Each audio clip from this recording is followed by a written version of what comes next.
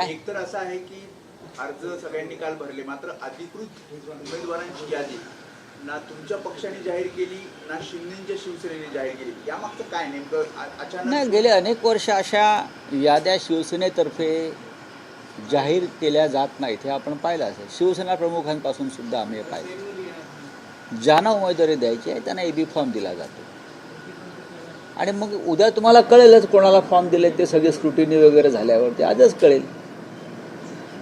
त्याच्यातून तुम्ही काढू शकता ना कोणाला उमेदवारी दिली. आणि काय उमेदवारी दिली लपून राहत नाही,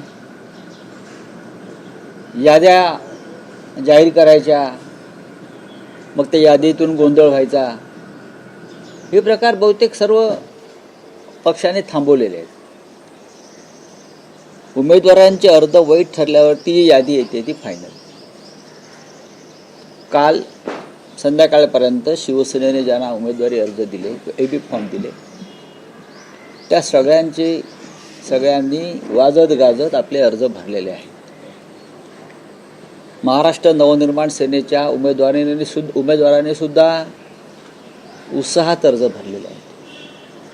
काही ठिकाणी शिवसेना, महाराष्ट्र नवनिर्माण सेना यांनी एकत्र जाऊन अर्ज भरलेले आहेत. बाकी इतर पक्षात काय गोंधळ चाललेला आपण पाहिला असेल. 14 ठिकाणी महायुती तुटलेली आहे. जी काय महायुती म्हणतायत ती 14 महानगरपालिकांमध्ये ही महायुती तुटलेली आहे. अनेक शहरामध्ये महायुतीमध्ये लोक एकमेकांच्या छाताडावर बसलेले आहेत.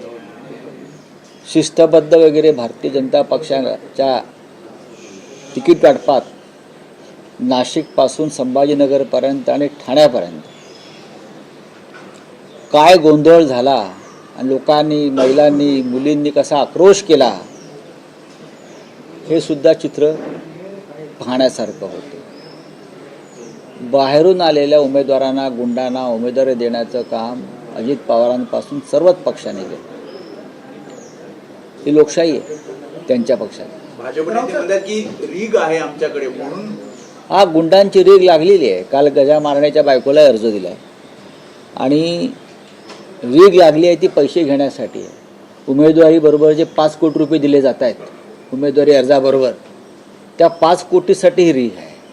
आणि शिंदेकडे उमेदवारी बरोबर 10 कोटी.